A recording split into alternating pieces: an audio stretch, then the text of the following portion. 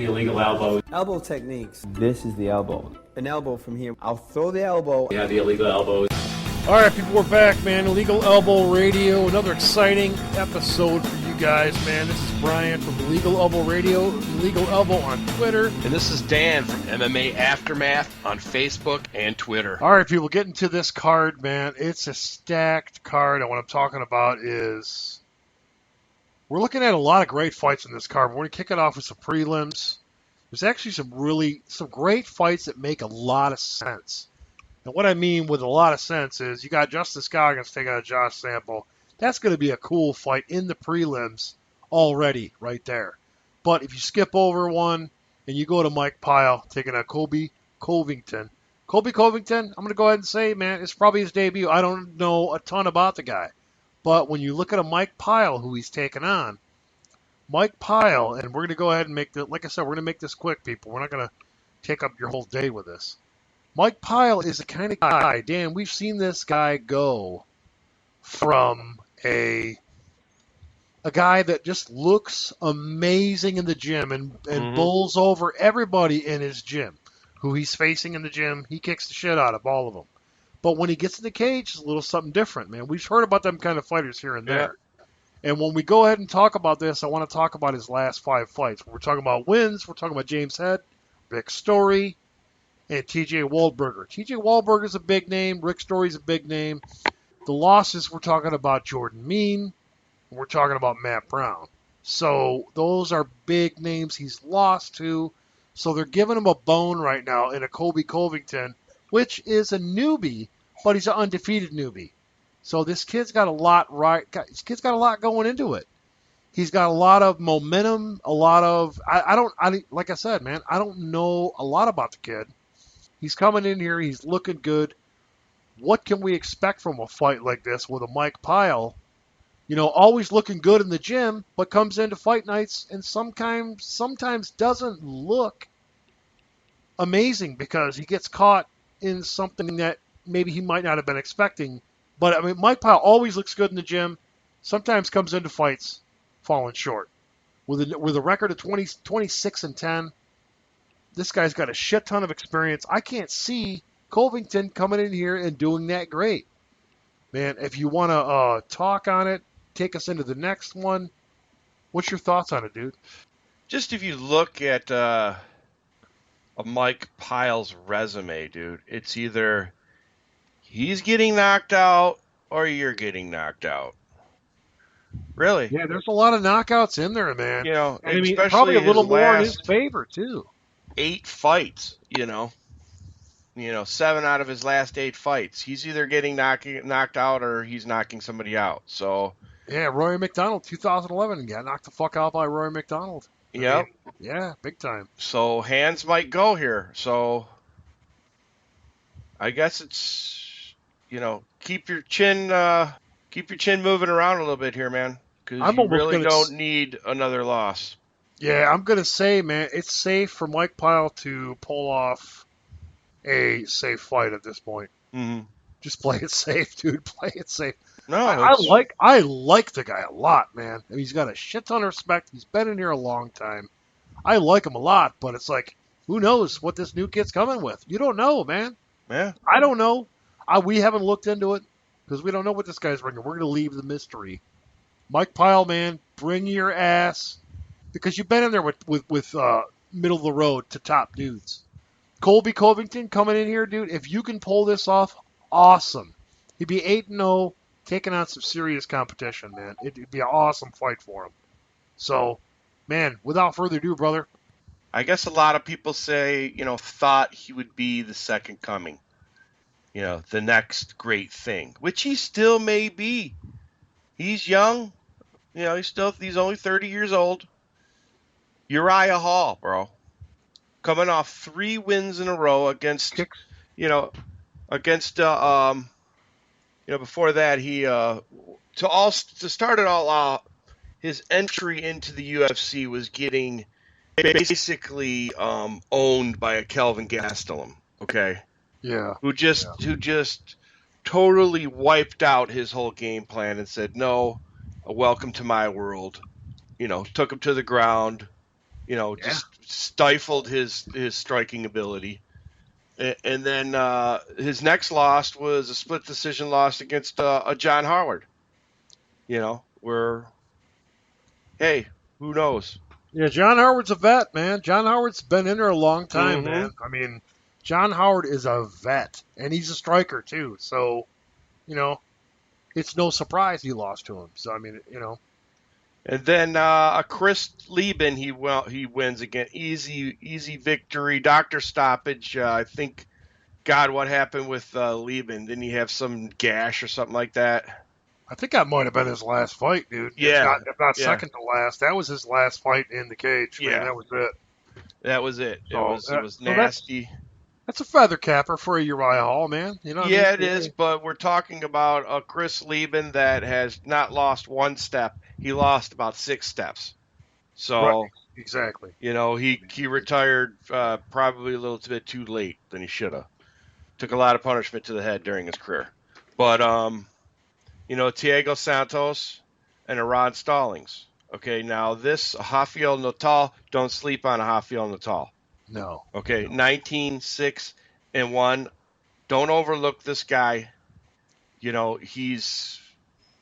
go the long haul, man. He can That's go for the damn long haul. sure. He's a vet. Yeah. We're He'll gonna have wear to your see. ass out.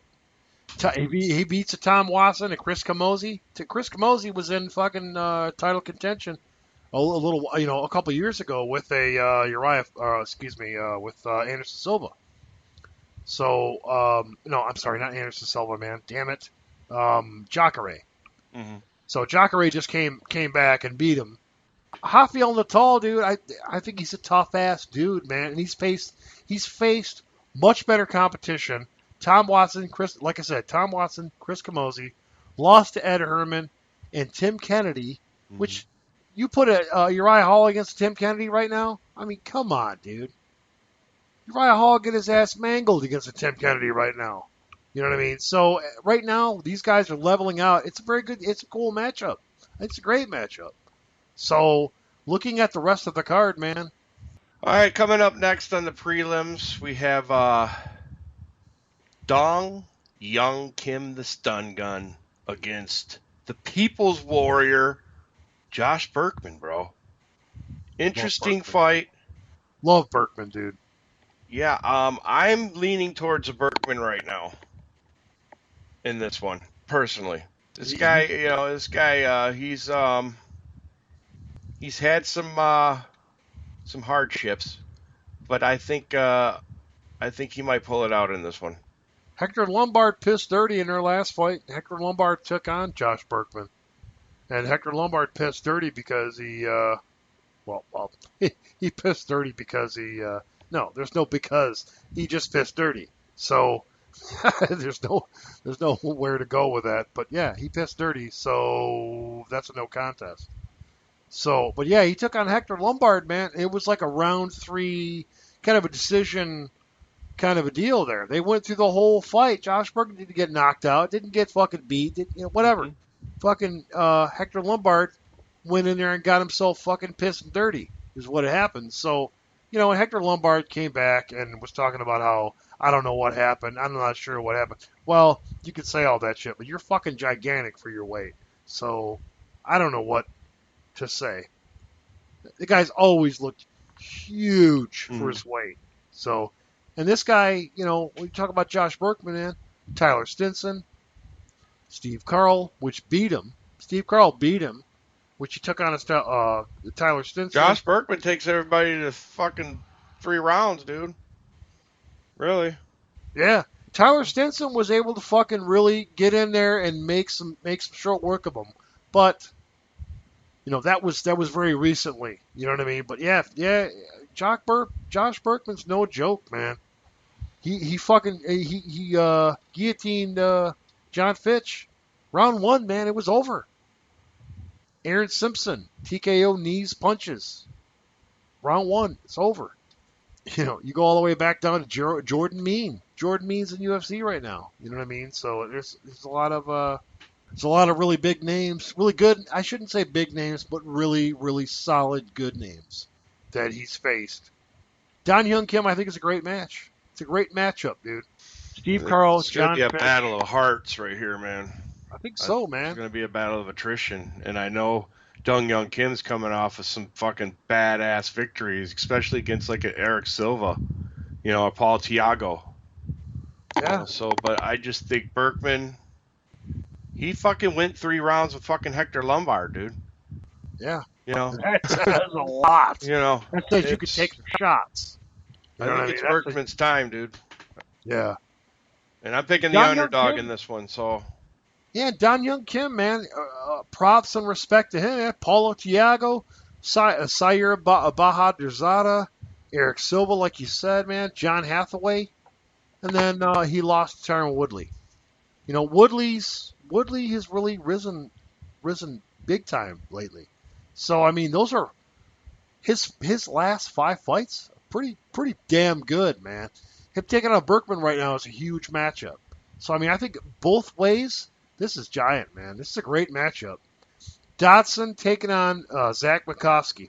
We all know John Dodson was just a slight decision loss to the champion, man, which is Mighty Mouse. Mighty Mouse.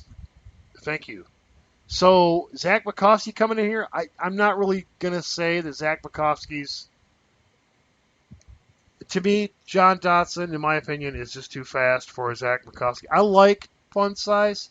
Zach Fun Size Makovsky. That's basically his nickname. I like the guy, man. I think he's really good. He was a top dog in Bellator. Mm-hmm. Coming over here, though, he's had a checkered kind of a game, but recently he's looked pretty good. So him coming against a Dodson, they're throwing him a bone, man. They're throwing Dodson a bone, really, in my opinion, because I don't see him coming anywhere near a Dodson. This is going to be a easy night for Dodson, in my opinion, man. Throw down, though, dude. Yeah, this is going to be a lesson in destruction, speed. Dodson's going to show again why he deserves another rematch, with the champ. I'm not sure if how many times has he fought Mighty Mouse? Once or twice? I think it's only once at this once, point, okay. man. I think. Let's take a look, though. No, I think you're right. It's once. I think it is only once, and he's getting close to that second shot. Yeah, he's getting close. It is only once. Yep. Zach? That's his only loss, too, in his last 8. So that's huge, man. Yeah, they're on a collision course for sure. He beat T.J. Dillashaw, John Moraga. Yep.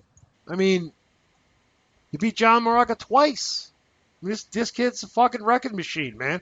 He's the new Filipino wrecking machine. No, sorry. No, I'm kidding. No, like you said, they're just throwing Zach in there real easy because they're probably setting up a Demetrius Johnson, Dodson for either fall or winter time here. So absolutely, man. It's a shot for Zach Makovsky because Makovsky's looked good. He's had a couple good runs, you know what I mean? But him beating a Dodson, come on, man, get out of here. Dodson's probably going to come out of this relatively unscathed. So. Yeah, beat the crap out of Zach. Fun Size. Beat the crap out of Fun Size. I like Makovsky. If he can at least pull off a good fight, I'd love it. But I don't see him even coming close to a Dodson. Dodson is the guy he's the only magician that can get close to a Demetrius Johnson, in my opinion, man. And that's his name, magician. So there you go. There you have it. Aha. Okay, people, this is the end of the prelims review. So we're going to be putting this out as a show, but we also are going to have about a 4-part show coming up here. One's going to be for Brown Arlovsky as we run that one down. We'll get a lot more in depth with those than we did the prelims because we kind of rushed through a little bit. So we're going to go off, man. So we could take a little bit more time on these because we will be recording these momentarily. Stay tuned, baby. Steadfast. I got beer.